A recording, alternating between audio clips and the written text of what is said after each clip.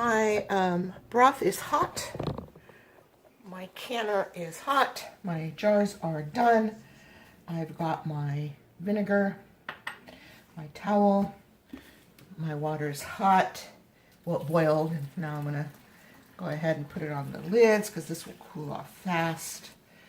Keep that handy.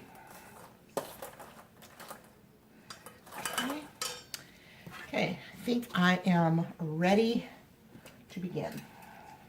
All right, first let's start by getting a jar or two.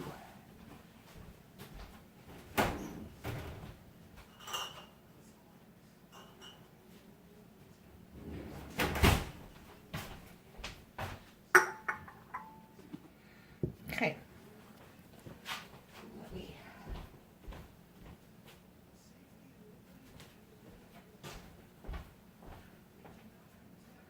All right, my hands are washed. Scoot everything here a little closer. Well, I thought I had this laid out in the perfect order to make this the easiest for me, but apparently, ouch, I did not entirely do that. Okay, now let's see if we're ready. The only way I know if I'm ready is if I just go ahead and start. Okay. Oops. Yeah, I moved everything so you can't see. I'm so sorry. There we go. All right, so we want to leave 1 inch of headspace.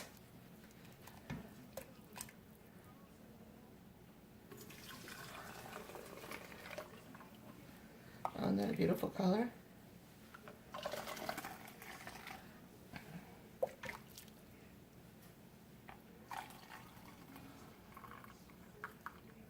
There we go. So 1 inch of headspace is right there at the bottom. And even though we used a funnel, always should wipe our rims.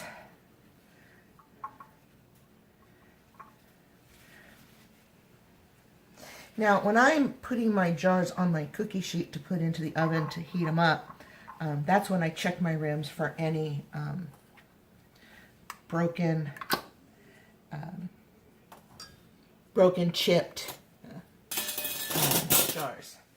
Okay, finger tight. That's hot.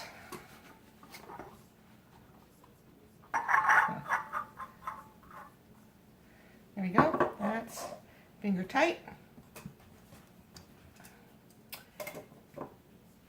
Into the canner.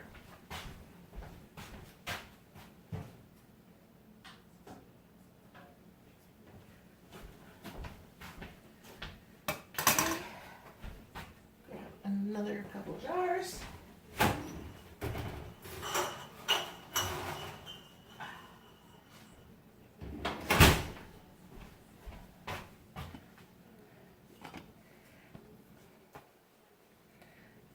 Okay. Oh, that's a good way to break a jar. All right. So, another one. We'll do another one, and then I will just speed this up. I'll keep recording, but I'll just go faster.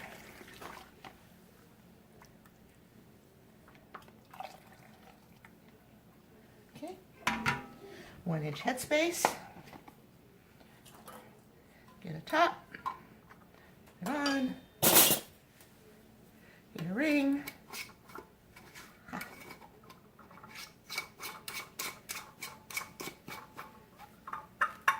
Finger tight. And there we go.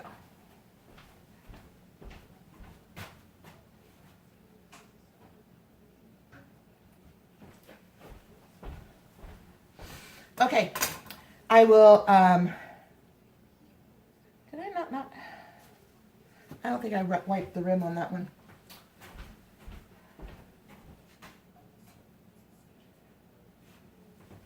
That's not good. I just don't remember doing it. So, when in doubt, take it apart, put that back in the water,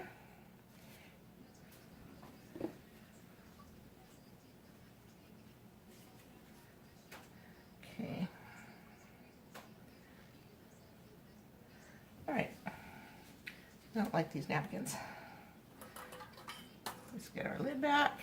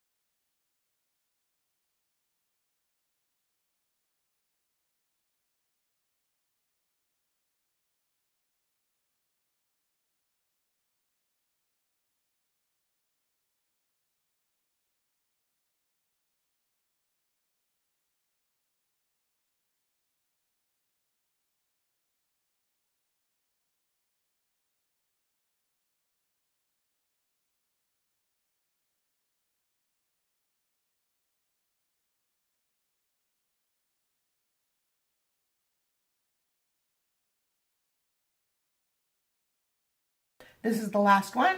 I think I have enough broth to fill this one.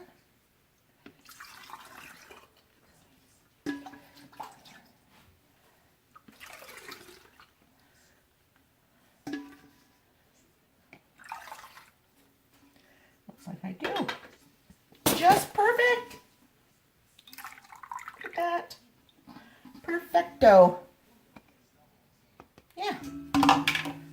And I even managed to save some aside earlier for my poopies dinner for a couple nights, just to moisten their kibble. Okay, and perfect amount of extra lids.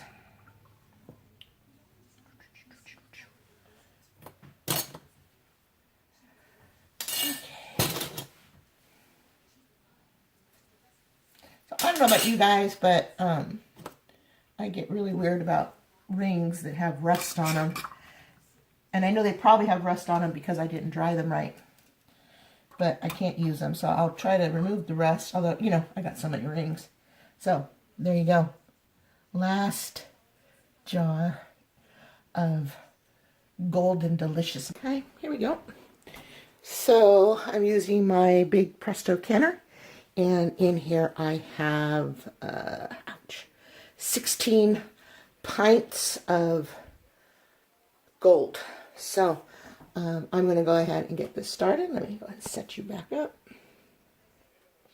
Okay, so I've already checked my canner, but you want to make sure that you check that you can see through the pressure valve. You want to make sure that your sealing valve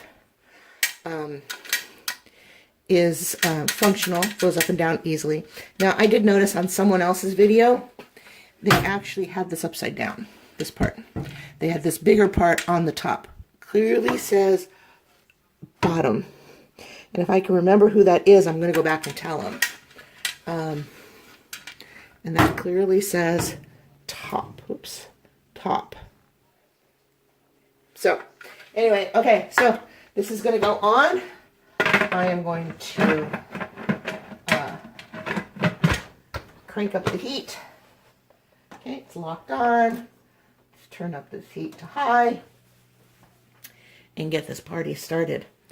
So, for my altitude, okay, first off, for those of you that are new to canning, and those of you that are not, this is a little refresher, a reminder, this is going to blow steam, heavy steam. When it starts to do that, I will start my timer for 10 minutes. Now you need to let it blow steam for a solid 10 minutes, because what that does is that builds up the pressure. It starts to build the pressure up inside of your canner, so every nook and cranny, every jar is going to get the equal amount of pressure. So the jars on the bottom will get the same amount of pressure as the jars on the top. This will also pop up to tell you that your canner is doing its job. If this starts blowing heavy steam and the whole 10 minutes go by and this doesn't pop up, you probably have something wrong. Also, you want to make sure that your little emergency valve is functional, okay?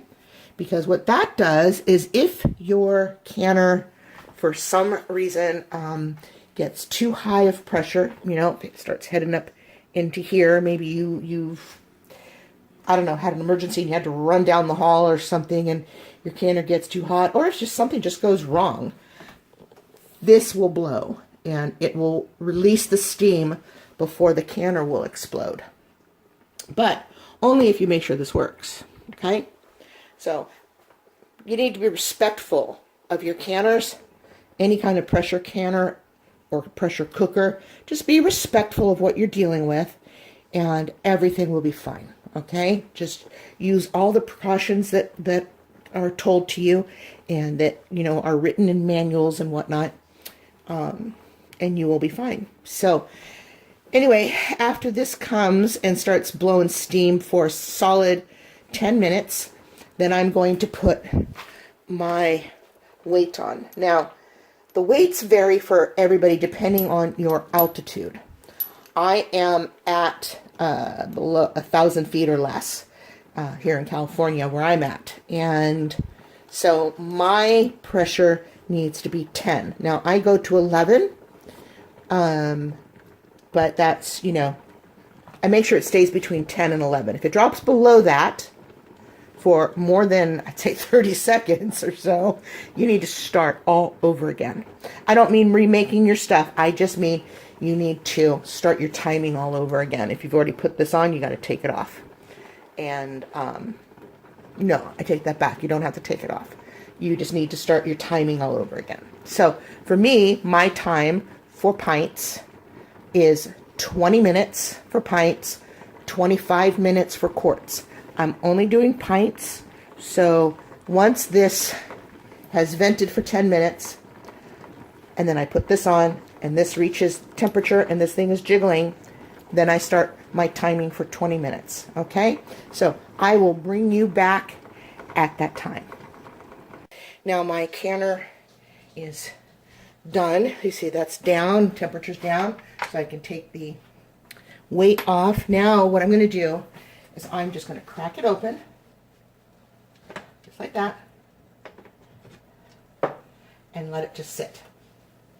So what I'm going to do is I am letting the jars inside, there we go, I'm letting the jars inside acclimate to the outside temperature.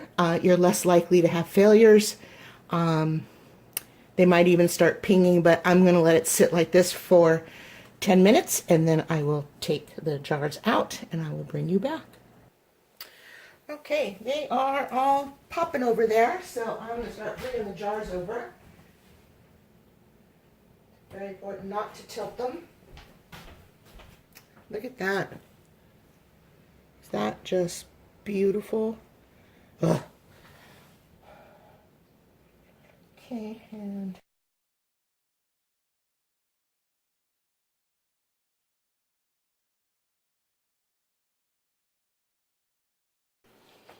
all right, there we go.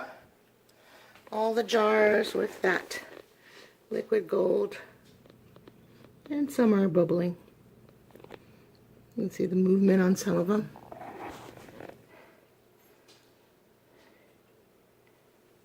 Yeah, actually you can kind of see movement on all of them. Anyway, it doesn't matter. They are sealing. I had no siphoning. They are all right at their 1-inch headspace. I'm super thrilled about that. Now I'm just going to let these cool, and I will take the rings off and wash them all in hot soapy water and check to make sure they all sealed tomorrow sometime early afternoon. Give these a good 24 hours. I might even wait an extra day. I sometimes do. Anyway, all right. Well, if you liked this video, give me a, there it is, there's my thumb. Thumbs up. If you haven't already done so, please subscribe to my channel. And please follow the link below and go check out my RVing channel. It's called Class C, 2 E's, RV Lady. All one word. All right? Okay, I think it's all one word. Okay, it'll be, you know, I don't know. Maybe not. It's Class C, C-E-E, maybe a space, RV, space, lady. Anyway, and it'll try to give you Class C with just a C. That's not me. So, but yeah, only if you're interested. Go check it out. It's not much there because I just started RVing in October, and I'm certainly not full-time. So, maybe someday. We'll see. Any hoots. There we go. Liquid gold. Chicken broth. Thanks for stopping by. Bye. It's Kat from An Itty Bitty Homestead, and I am back for part 2 of my chicken broth. So today I am going to, in my last video, excuse me, let me back up.